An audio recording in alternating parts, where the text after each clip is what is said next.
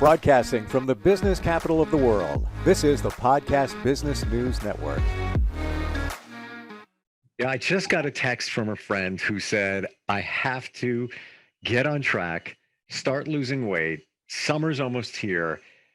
And then you wonder, what diet should you be on? There's so many different ones out there. So we're gonna break that down today about the ones that actually work and the ones that don't work. And she knows all about it. She is the Eatwellguru. Dr. Maryam Dadkhah joins us again. How are you, Dr. Dadkhah? How's everything going?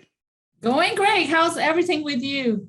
I'm good. I hope I had a decent lunch. I don't know. I always feel guilty whenever I talk to you, like if I'm eating the right thing or not. Yeah, I'm questioning your choices, huh?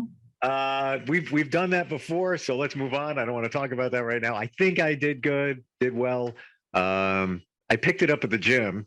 They have a case of all prepared foods. Doesn't mean it's the best, but I think it's better than just, going to a fast food place. But we're going to do something different today. We're going to do fact or fad when it comes to diets. Sounds good.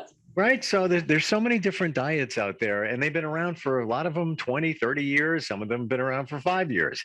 But which ones are actually legit? Which ones are going to work for you? So if it's okay with you, Dr. Dadkhah, I'm gonna fire off a few here, and then you tell me if it's a fact, like a real legit diet, or it's just a fad and just bypass it. Don't even bother thinking about it. Sounds good. Let's do that. All right. Hear a lot about this one. Always wonder, the keto diet, fact or fad? Great question. So the actual keto diet is like 5% carb, 70-80% fat, and the rest is protein. Mm-hmm. So as far as weight loss, it does help with the weight loss. Most people mix the ketogenic diet with Atkins diet. So they go on this high protein, high fat diet thinking that's keto. It's not keto, that's Atkins. The difference is with the keto, you need to also keep protein checked because protein in our body can turn into carbs and won't let the ketosis to happen, which is a concept behind ketogenic diet. What is the long-term follow-up is very hard. It's very hard. You mentioned Atkins, and that was on my list. So what's the difference between, all right, wait a minute, Atkins, fact or fad? Mm-hmm. So here's the thing. With both keto and Atkins, they started to have some research. They might not be as evidence-based as those better diets like DASH and Mediterranean, but they started to have some evidence behind that. As far as the weight loss, because we probably create some sort of calorie deficit in most cases, if we follow the actual ones, we can lose the weight. I do get people that they think that just having that name and eat as much as they want can help with the weight loss. It doesn't. Sometimes they don't lose weight and gain the weight. So it all boils down to cutting calories. The difference between keto and Atkins, the question that you have is Atkins has way more protein. They both have lower carb content, but Atkins has way more protein compared to keto and not as much as fat. So I got a text from my friend Laura, and she said, I have to cut my carbs. That's right away. I'm going to cut my carbs. What do you say to that? So when we want to lose the weight, it all boils down to cutting calories. Whether you want to cut it from fat or protein and carbs is your choice. Mm-hmm. Some of those diets that is more evidence-based and more sustainable, and people can basically pick them up not only as a way to lose the weight, but maintain and sustain the weight, are the ones that doesn't have as limited carbs as ketogenic and Atkins have. And then many times people cut the good carbs, like whole grains and fruits, but you still see that they eat their sweets and they have their desserts. So if you're asking me, cutting bad carbs, like sweets and like what we call empty calories and alcohol, is a better way of losing weight than cutting carbs altogether and cutting the good ones. So doesn't matter where you're cutting the calories from all these three macronutrients and alcohol. It matters just cutting it somewhere. Gotcha. Okay. Fasting diet. Fasting diet. Fact or fad? So that's another area of research that is, they're doing more research on it. Again, is cutting calorie is the point. It's not for everyone. Let's say for many people, if they don't have breakfast, then that turns out into a binging later in the day. Some people think that what works with the fasting is just timing. So let's say if they cut their eating to 6 to 8 hours a day and then eat as much as they want, they lose the weight. No, sometimes they gain the weight. Basically, what happens with fasting, you drop some snacks and some meals, you're cutting calorie again. And there are different kinds of it. Sometimes they might have 5 days of regular eating and 2 days of just one meal, 500 calories. But again, it's another way of cutting calories. In animals, we do have a lot of research and some positive outcome that if you go fasting, it can make a big difference in your health. In human beings, we lack those evidence. We don't see that much of difference between fasting because of the weight loss and other ways of losing weight as far as their health benefits. Gotcha. Okay. Yeah, I hear a lot of people trying the fasting diet. I could never do that. Got to eat. Grapefruit diet. Fact or fad? So here's the thing. We do need nutrients from all groups of foods. There is no magic food that can give us enough of nutrients of all kinds. With these diets, people can do it for a short period of time, but in long run, it's going to be very hard. Hey, if you give me 3 grapefruits a day, I don't think that I can do it for a week of not eating anything outside of grapefruit. So many of these diets are very extreme. And I do have people that they go on all these extreme diets and then they come out and become a binge eater. Now let's work on this eating disorder that is binge eating as a result of all these extreme diets.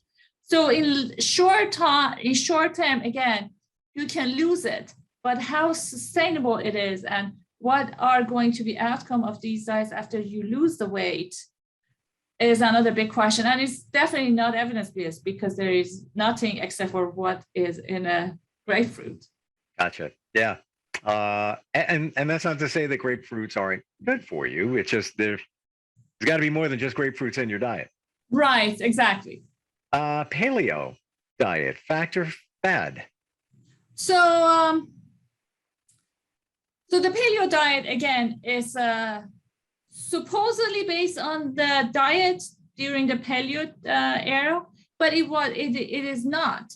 It is a man-made diet, not that much evidence. There are some studies and research started to do on it. They, again, it's very low on carbs comparatively because the researcher behind it or the person behind it suggests they didn't have as much as carbs during the Paleolithic, but it's not the case. So can help with the weight loss, it does.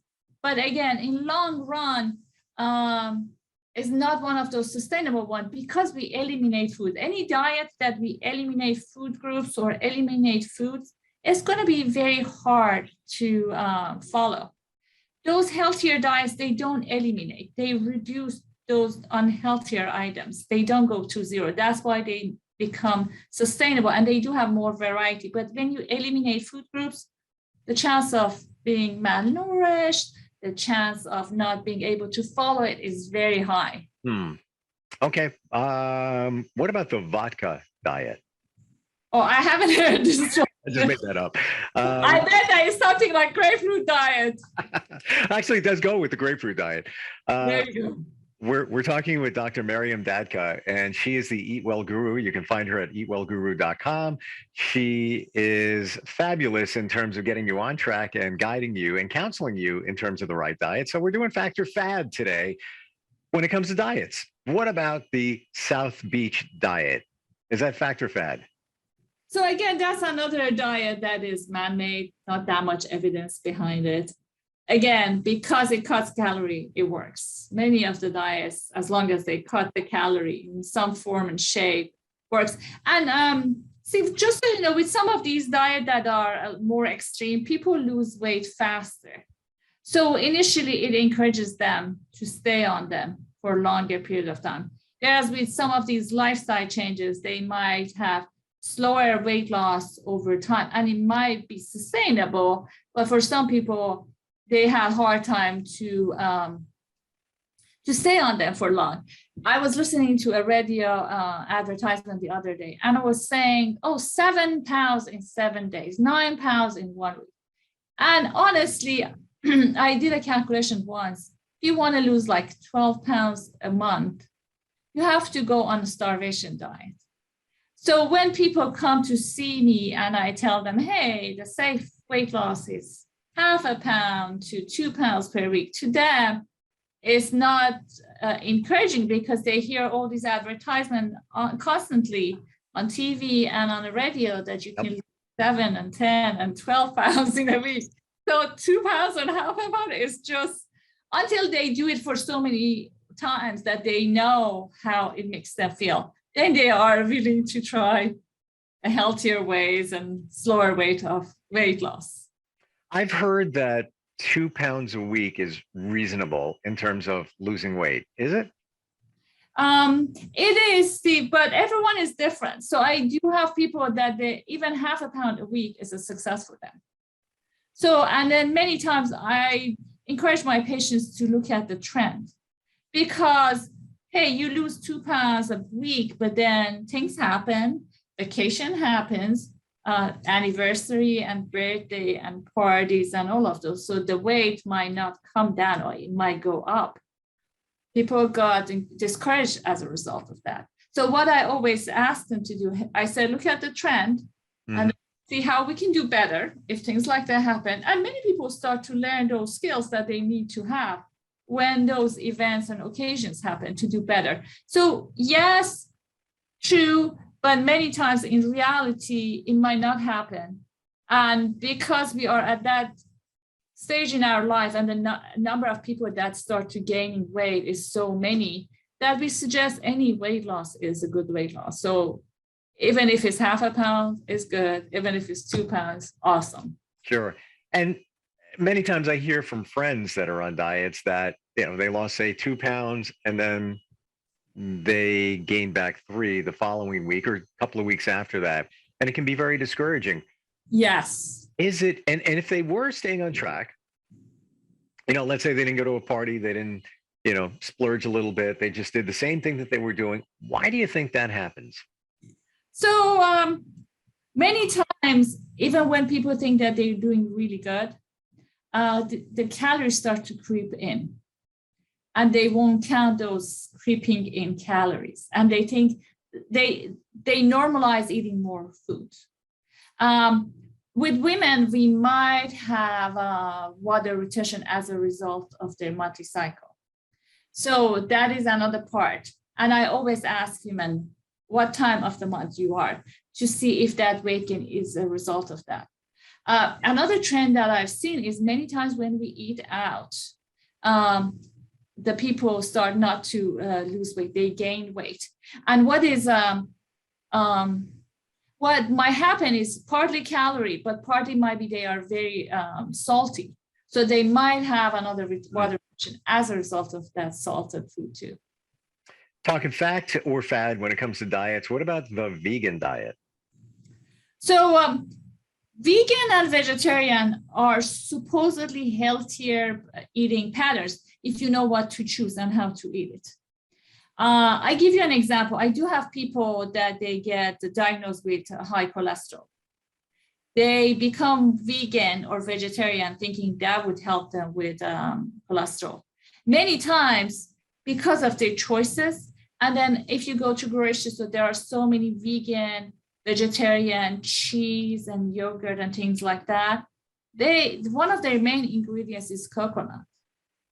So in these people, even though you expect their cholesterol to be in a better range because they are vegan and vegetarian, the cholesterol might be as high or even higher than before, and they don't realize that's the problem.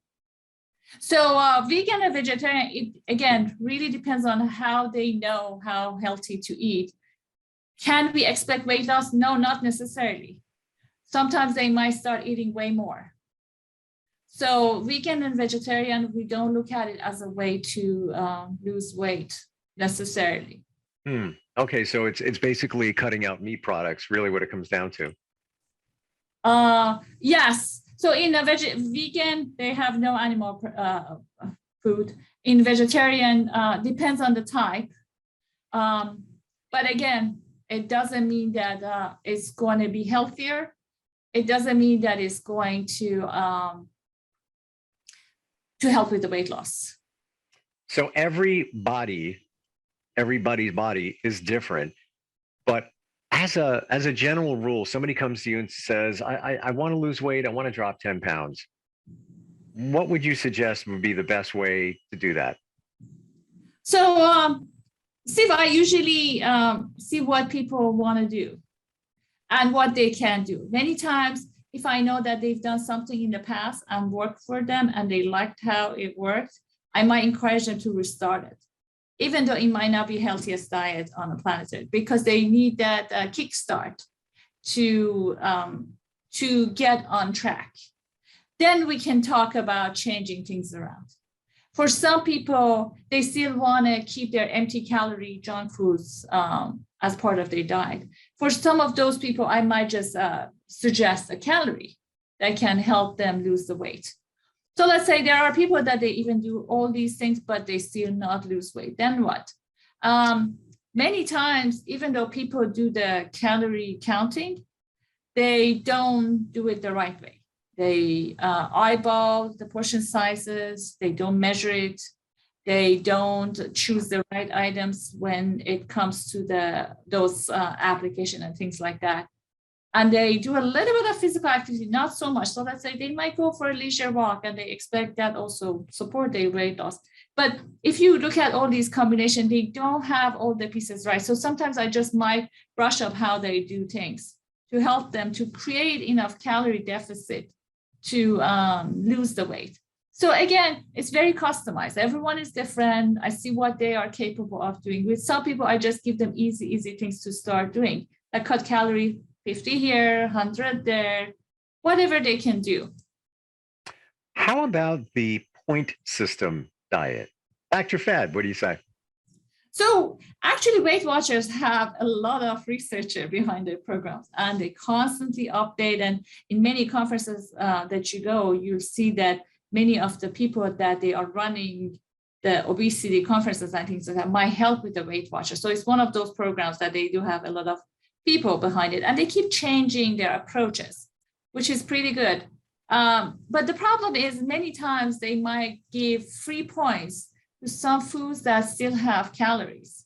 And with some people, especially if they have the binge eating, they might go to town with those free points. Mm-hmm. They might get too much of calories. So they might not lose the weight and even might gain the weight.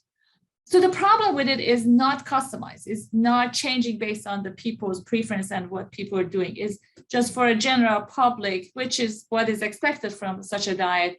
So it might not cover these issues that it might have for some people. Yes, it's so true. And I know people, I've been on that diet before. And by the way, we're not working for Weight Watchers, so I can say this. If you look up different apps, you can find them that do very similar in terms of the point system, and they're free. You know, if you basically what it comes down to is if you find the app that's the equivalent to Weight Watchers, and I can't think of the name of those apps, but if you search them out, you find them. The free version doesn't give you every single food, but it gives you a good, baseline. But so many times I've heard from people just what you said, Dr. Dadkhah, is, oh, wow, it's Friday. I've got 30 points left. All right, I'm going to go to town. What can I eat now? And it's usually they eat above and beyond that. And that, it kind of negates the whole point system anyway. Right. So many people are really doing good, but then they get disappointed because they're eating way more and then they go by the point system, right? What are some of the things that we should the basic things when it comes to diet to remember? Like obviously drink a lot of water. So many of us, even whether we're in great shape or not, don't drink enough water. How much should you have every day? So The recommendation is different for women than men. For women, is recommended about 9 to 11 cups of fluids, which water and unsweetened tea and coffee can count. For men, that 9 to 11 becomes 12 to 16 cups of fluids. So it's higher. You know, Steve, why it helps with the weight loss? Drinking water? Mm-hmm. No. I mean, I might have some ideas, but I really don't know. So a couple of things. Many times when people get dehydrated, they cannot, the thirst is not a strong reaction in us. So we might not realize that we are thirsty. We might mix it with hunger. So instead of drinking more, we might eat more. Mm-hmm. So basically, if you are enough hydrated, you can expect that not eating as much, because some of it might be thirst induced, right? Yep, absolutely. The other thing that happens, especially with many of the diets, is if you drink enough, you can expect also the regular bowel movement. Yep. If you want to have a diet that works, so that's the problem with the ketogenic diet, because many people might not have a regular bowel movement.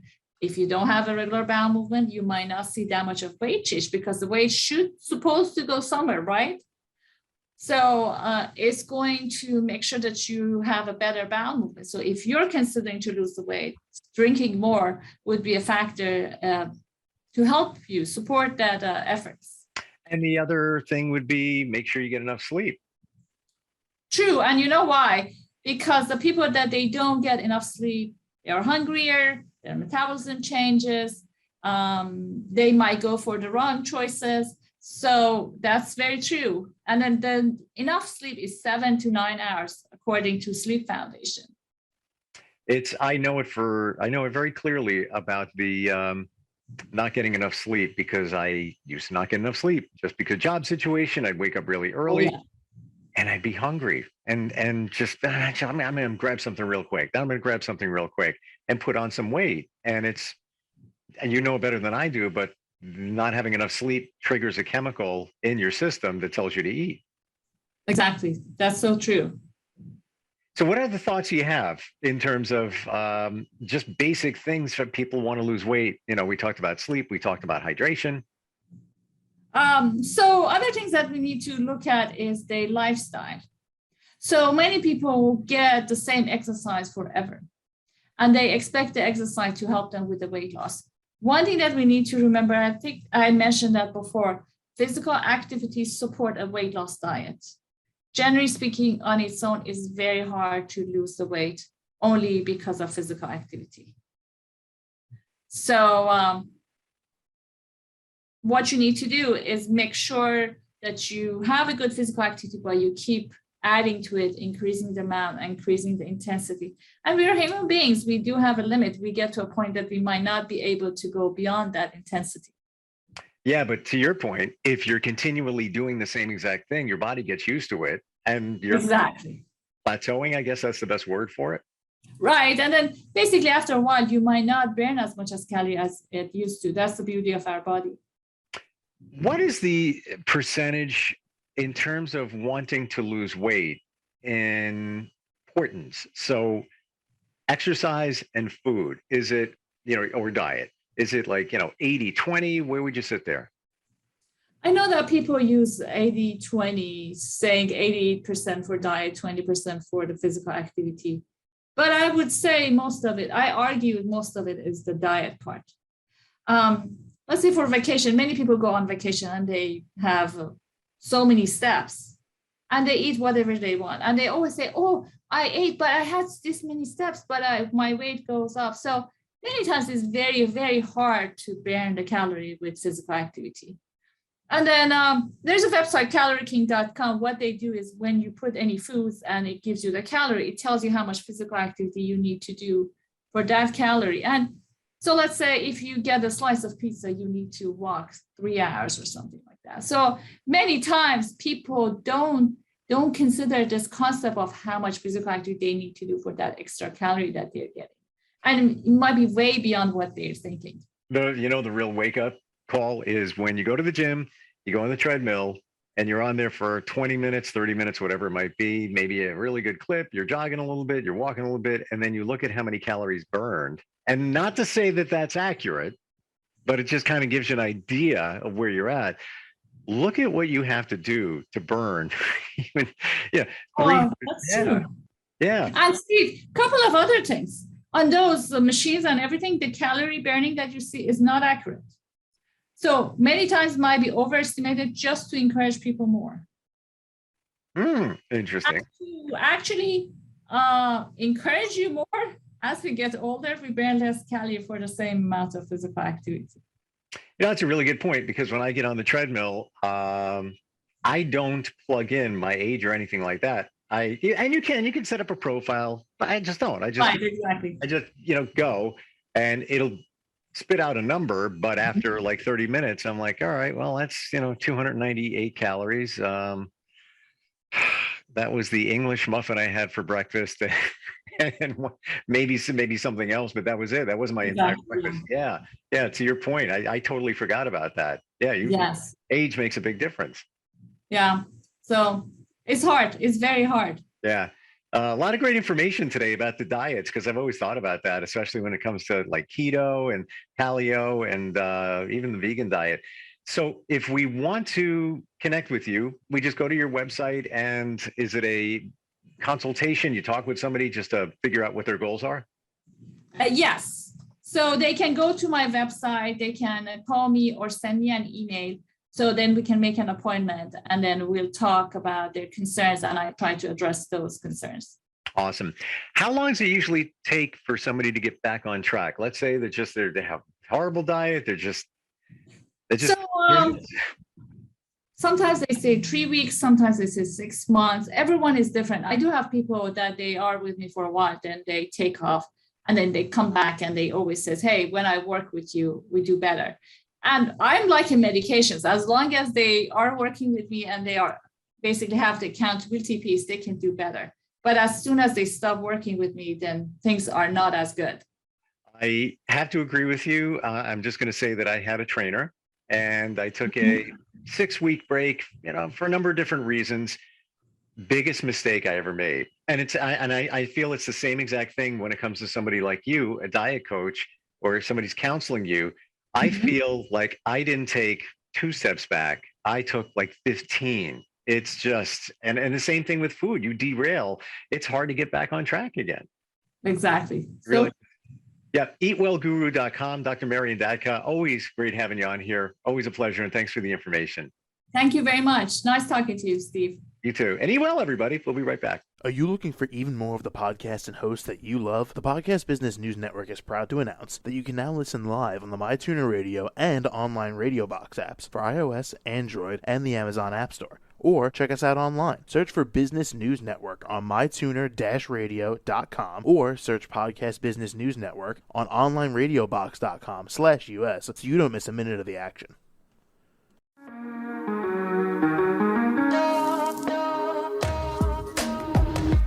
Broadcasting from the business capital of the world, this is the Podcast Business News Network. For nearly 2,000 severely injured veterans, everyday life has become filled with barriers. Day-to-day simple tasks can become pretty daunting. I have to carry my chair up 2 flights of steps or have somebody do it for me. What scares me the most is just the falling. When I'm struggling with my house, I think, to have that one great barrier just knocked down, it's crucial. Home for Our Troops is a wonderful nonprofit that builds a mortgage-free, fully adaptive, handicap-accessible house. And there's no catch. It'll be our very first home that we've ever owned. This is a game changer. This is where your life begins again. We need you to join us in completing this important mission. Please visit hfotusa.org and help build homes and rebuild lives. Because of you, everything's going to be okay.